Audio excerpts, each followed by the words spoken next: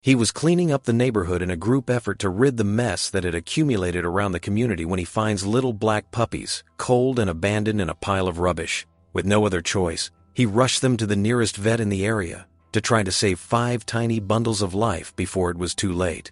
Craig McGattrick was happy to be a part of the neighborhood cleanup in his area. The vicinity had become a dumping ground and would only get worse if something wasn't done about the growing problem soon. It was also just plain gross to look at every day, and he was eager to have beautiful area outside his home again. Everybody spread out, armed with gloves, bags, shovels, and the motivation to really get stuck into the task at hand. No one expected to stumble upon 5 tiny lives stashed inside a mattress that had been headed atop a pile of rubbish bordering the woods. But that is exactly what Craig found. In a pile of discarded rubbish, Craig continued the difficult task of bagging what he could and transporting the bigger items to cars nearby for removal. This pile contained an old mattress that began moving and squeaking when Craig pulled it towards himself. He stopped what he was doing and immediately began searching for the source of the noise.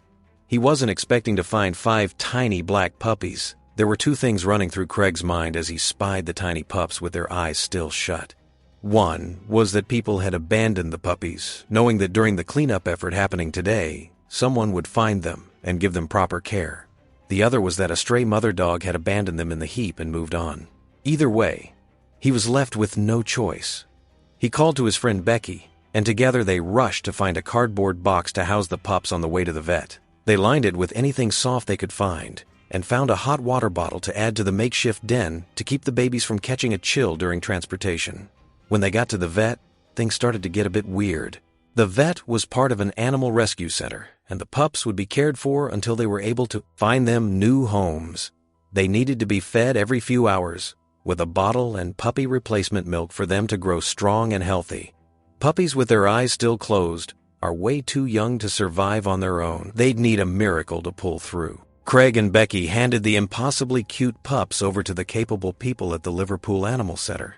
But just before they did that, they snapped some photos to remember them by. They wanted to post these pics on social media and see if they could get a lead as to who dumped them there. Or was there more to this story? Other than a cruel-hearted human owner that threw a litter of unwanted puppies into a rubbish heap, there may be another theory. It crossed Craig's mind. Perhaps, and it was unlikely in this neighborhood, but just perhaps, a stray mother dog had given birth in that mattress. What they found out on Facebook wasn't what they expected. Instead of offers of good homes for the pups, people started saying some pretty strange things. When a keen-eyed Facebook user had seen the photos of the adorable puppies on Facebook, she did a double take. She didn't want to cause a stir if she wasn't right, so she carefully checked her information. What immediately stood out were the little creatures' snouts. But there was another telltale sign that these weren't puppies at all. Suddenly, Craig's Facebook post exploded, with people starting to speculate as to what the puppies could be. Hundreds of posts came through in minutes, flooding the post with speculation and doubt. Anything and everything seemed to be fair game in the contest of what baby is it. Some of the suggestions will astonish you. The general public seemed to think that they were not pups at all. In fact, one commenter was completely sure they were something else entirely. There were specific details that led people to believe that the puppies were not puppies. For one was the long noses in the particular picture. Sure, it could be that some dogs have longer snouts, almost like baby raccoons. But there were other strange things, too. Another Facebook user noticed that the tails were unlike any puppy he'd ever seen. They were very long, almost half the length of the pups' little bodies. To him, he was sure that the puppies were in fact some type of wild rodent. I mean, if you look at rats when they're born, they have incredibly long tails. Of course, he had no means to judge the size from a photo, so it was completely possible. Still, something wasn't adding up here. Posting the pictures online seemed to be getting them nowhere. Everything was speculation and guesswork. Their initial reason for posting online was simply to see if they could find where the puppies came from, and in the best scenario, to see if they could secure wonderful forever homes for the fur babies. But one comment took them by surprise. The information they received in a direct message was something that sent shockwaves through them. It came directly from a welfare authority, so they knew the information was founded on truth and knowledge. One thing for certain now, they had to get those puppies back from the Animal Rescue Center and take them straight back to where they found them right away. time may have already been running out. Founder of the National Fox Welfare Authority, Martin Hemington, contacted Becky via Facebook and told her that the pups they'd mistaken for dogs were in fact not dogs at all. They were very young foxes. Obviously, no one was going to claim fox babies, so the only option was to put them back where they were found and hope Mom came back to feed them. There was one problem, though. The rubbish pile containing Mom's fox den for her cubs had already been removed as the cleanup continued, and there was no way to put them back where they had once been. The experts would need to be called in. Once again, they were put in contact with the National Fox Welfare Authority, who were happy to help. Paul McDonald, a local rescuer with Freshfields Animal Rescue, was called in by Hemington to assist with the release of the cubs. He had some surprising advice about baby foxes. Fox cubs don't initially look like foxes when they're cubs, so it's common for people to mistake them for dog puppies, Paul McDonald, also known as the Foxman, explained. They're brown in color as opposed to the red, ginger color of adults. And he explained how it was that they got to be found all alone under a mattress, too.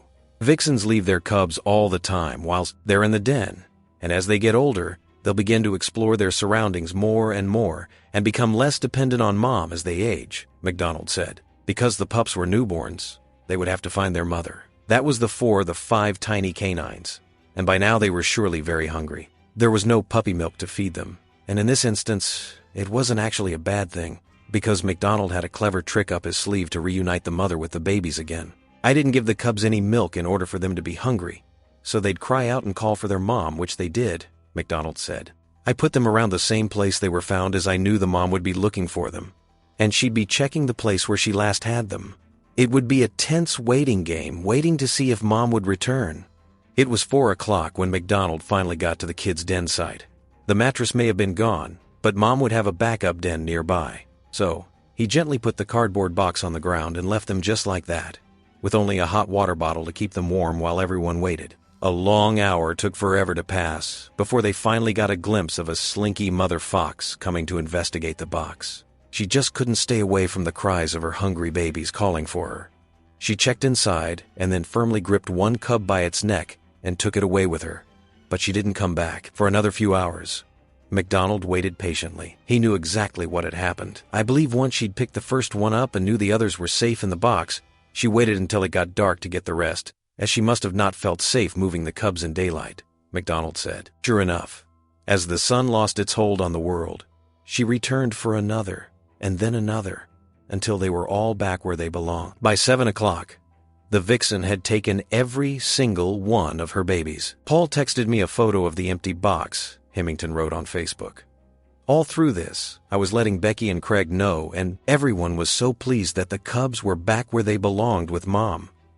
McDonald, too, couldn't be happier with the resolution. It made me feel ecstatic that the cubs went back to their mom, as it would have been a tragedy not only for the cubs not being brought up by their own mother, but for the mother to lose her cubs, McDonald said. This is without a doubt the best kind of rescue in my line of work, when nature is allowed to take its own course.